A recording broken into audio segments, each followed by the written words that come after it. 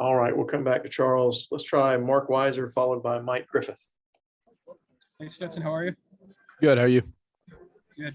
Can you talk about, or let me ask you, the passing game in terms of the big play? It seemed like you're getting large chunks in the first half. What was you kind of lending itself to being able to capitalize on that? Well, I think Missouri came into this game, and I think their game plan was to not let us run the ball. So they were popping backers and had low safeties, and we're trying to stop our run game. And when they do that, we got to be explosive to either make them back up, or if they don't, then just that's how we score points.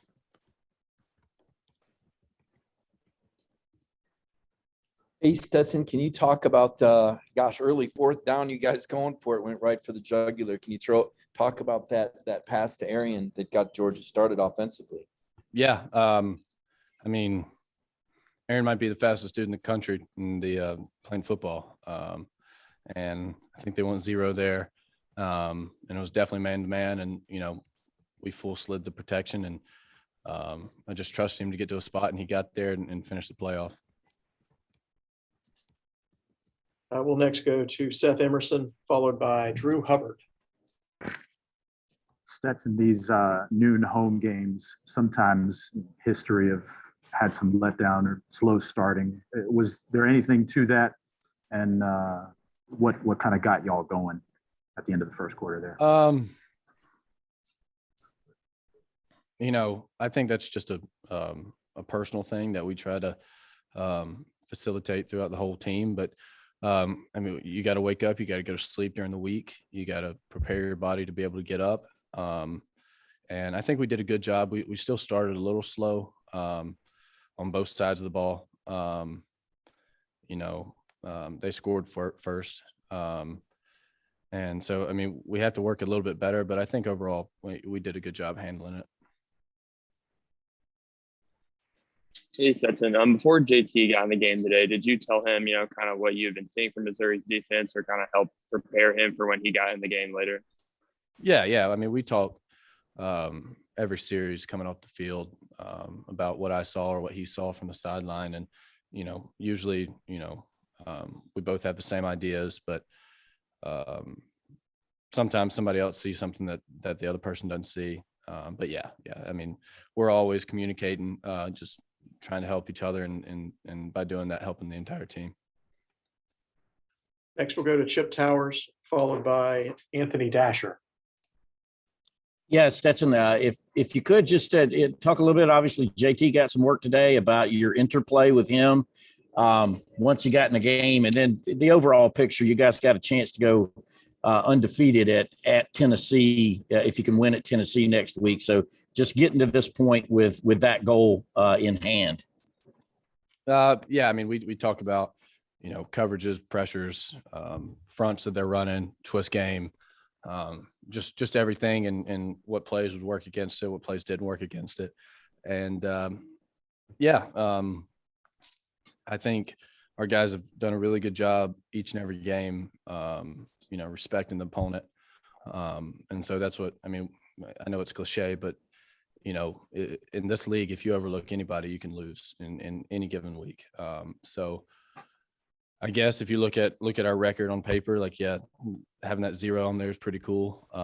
But we're just looking to go 1-0 each week. And, when we come in and watch the film tomorrow or Monday, and put this game to bed, and then we're on to Tennessee. And I think our guys will do a really good job respecting that team, because they do a lot of different stuff on offense.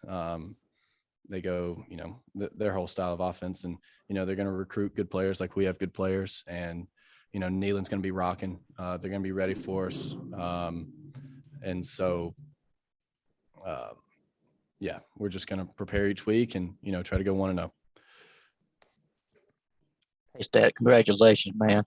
You mentioned, Missouri stacking a line to stop the run. Now, this isn't the first time, folks have tried this strategy against you guys, just daring you to throw. When teams do that, as far as the individual competitor inside you goes, how much does that fire you up to see them, maybe thinking you can't beat them with a pass? Right. Yeah. With our offense, you hope to be as good running the ball and throwing the ball that, they got to pick their poison. that if they go all out to stop one, then, you know, the other one's going to bite them. And so you kind of saw that with Arkansas when they dropped 8 every down, and, you know, we ran the ball a lot. And here they tried to stack the box. And, you know, I think we ended up at the end with 168 yards rushing, but in the first half, we weren't really running the ball that great. And I mean, yeah, it fires me up, and it fires me up that we have guys on the outside, like that ball I threw to Jermaine, the big one where I underthrew it and he just went up and made a catch. I mean, yeah, it's exciting to see. And, you know, with the protection that the O-line gives me, I have time to read it out. We'll next go to Dean Legge, followed by Allison Mastrangelo. Hey, Stetson, sorry about the background noise. You had a really relatively long conversation with Kirby after one of the touchdown throws. What's he saying to you? Do you recall? And just kind of how he's gotten you through this part of the season? Oh man. Oh yeah, but if it was after the second one, it was because I freaking screwed up a read on one of the run plays earlier in the drive. They went cover 0, and I messed it up, and you know, I was beating myself up, and he was beating me up a little bit too, which is understandable. I can't mess that up. But you know, it's good. You know, he's a great coach, and he's hard whenever he needs to be hard, and, you know, he's there for you whenever he needs to be there for you. And I think that's all you can ask for from a coach. Hey, Stetson, I was just curious if you guys had a chance to talk with, or if Jock Peterson came and talked to you guys in the locker room, talk with the world champ, and also what did it just mean to the team? I know you never played with them, just to honor Mark Richt at halftime and see him out there today. Yeah, no, I didn't. I saw, I think Blooper, he kind of fired us up on the dog walk. But no, I didn't see Jock. I went to the, I think it was game 5 of the World Series and game 2 of the division series. But no, I mean, anytime, you know, it's kind of cool. You can just feel, you know, everything that happens whenever you win a championship, you know, like, I mean, the city of Atlanta, and, you know, therefore it bleeds out in the state of Georgia. Everybody's just, you know, feeling a little bit happier. But no, I'm kind of upset I didn't see him, but I had heard he was coming. And then I can't remember your second question. I'm sorry. Just honoring former head coach Mark Richt. Oh, yeah, what did yeah. that mean to the team? Yeah. I mean, he was, you know, I can't remember when Coach Donnan was here. I was too young, but, you know, I grew up a Georgia fan. My parents went to school here. We've had season tickets for, you know, ever. And they were all his teams, you know, so I didn't get a chance to see him, but, you know, a bunch of my, you know, fan side of things for University of Georgia Bulldogs starts and ends with him, and, you know, what he did for this program, and just how appreciative we are.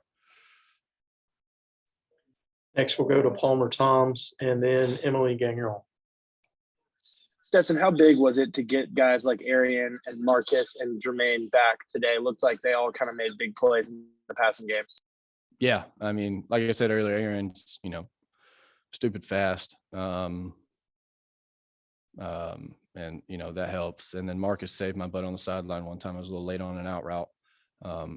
He's got huge hands and is strong, and, you know, he's still kind of working back from that ankle injury that was horrible against the Florida game. So, you know, he kind of leans on his strengths, which I think everybody does. And I mean, it's awesome to see our offense coming back into full strength, and hopefully we can get the timing down with those guys that missed a little bit of time, and just get everything going. Hey, Stetson, I know obviously ultimately you compete with JT and you guys want the same goal, which is winning. Just having him back out there today in the second half, what was that like for you? It was cool. You know, anytime, you know, somebody else goes in there and has success, I mean, it's cool, you know, and we're buddies and we're friends, and, you know, yeah, it was pretty cool to see him out there. Last 2 questions will go to Davis Baker and finish with Connor Riley, please. Hey, Stetson, could you just talk about the play of the offensive line today? I know they didn't give up a sack, and specifically Broderick Jones starting at left tackle. Yeah. Brod's done a great job filling in for some guys. He's a young player, but I mean, he's a freak athlete. And yeah, I had all kinds of time in the pocket, which makes it so much easier to throw the ball. I don't think I got touched other than when I ran. And it makes you feel secure, knowing that those guys aren't going to give up a lot of sacks. Hey, Stetson, as you do get more wide receivers back and you get more reps in this offense, how much better do you guys think you can get on offense after the way you guys have played so far this season? Yeah. Coach Smart talks about, this plane's taking off and, we go 1 degree each week, just keep going. And I don't think there's like a number or like a concrete answer that I can give you other than, better than last week. I think that's our goal, individually. And, we're always, every single person except for me, kind of, you're fighting in a phone booth, right? It's one-on-one a lot of times. And if you win your phone booth, then the rest of the team does better. And so I think, you work on your mechanics, you work on, your individual job. And as we get all these guys back together and we get more experience together, then, the goal each week is just to get better. And I think we have the guys in the locker room that understand that. And hopefully that comes to fruition.